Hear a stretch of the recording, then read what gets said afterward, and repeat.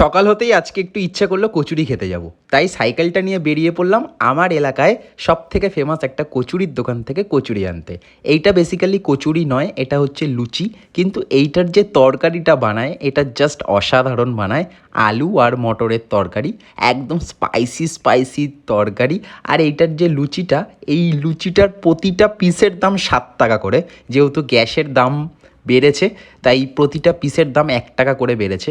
তোমাদের ওখানে এরকম কচুরি বা লুচি কত করে পাওয়া যায় আমাকে অবশ্য করে লিখে জানিও। আজকের লুচিটা বেশ মোটা মোটা, এটা কোনোভাবেই কচুরি বলা যাবে না। আমি যখনই তোমাদেরকে দেখাবো পুরোটা কেটে, তোমরা তখনই বুঝতে পারবে যে এটা কিন্তু কচুরি নয়, এটা হচ্ছে সম্পূর্ণ পরিমাণে লুচি।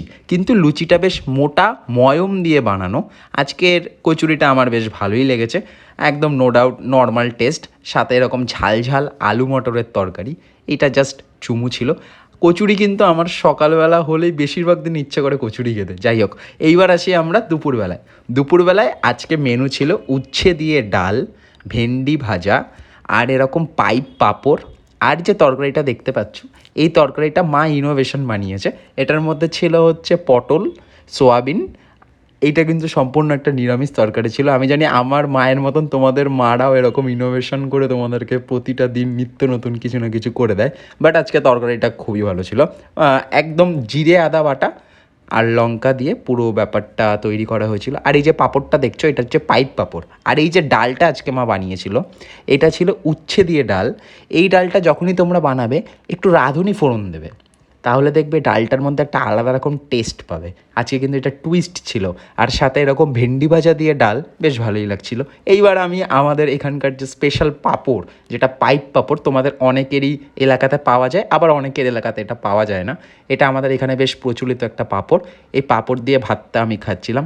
আর সব শেষে আসলো মায়ের এই ইনোভেশন করা রেসিপিটা, যেটার মধ্যে ছিল হচ্ছে পটল আর সোয়াবিন। এইরকম ইনোভেশনের কয়েকটা রেসিপির নাম আমাকে একটু কমেন্ট করে জানিও, যেটা তোমাদের মা জোর জবরদস্তি করে তোমাদেরকে একসাথে খাওয়ায় এইরকমভাবে। বেশ ভালো লাগলো। আজকে রাতের ডিনারটা খুব একটা বেশি কিছু ছিল না। এই তরকারিটা রাত্রেবেলা আরেকটু বেশি ঝাল ঝাল লাগছিল। সাথে ছিল মায়ের হাতের ত্রিকোণ পরোটা, আর ছিল আমার সব থেকে ফেভারিট বেগুন ভাজা। বেগুন ভাজা আর পরোটা কিন্তু একটা বাঙালির আলাদা ভালোবাসা। তবে এই তরকারিটা দিয়েও কিন্তু খারাপ লাগছিল না। তবে বেগুন ভাজা আর পরোটা কিন্তু 100-তে 200 নাম্বার দেওয়া যেতে পারে। এরকম তুলতুলে রসালো বেগুন ভাজার সাথে পরোটা দেখলেই পুরো জিভে জল চলে আসে। আমার তো এটা খুব প্রিয় একটা খাবার। এইবার এই পরোটাটা দিয়ে এই তরকারিটা খাওয়ার পালা। তরকারিটা একদম ঝাল ঝাল, বেশ ভালো লাগছিল। এইরকম ভিডিও দেখার জন্য প্লিজ সাবস্ক্রাইব দ্য বং ফাটাফাটি।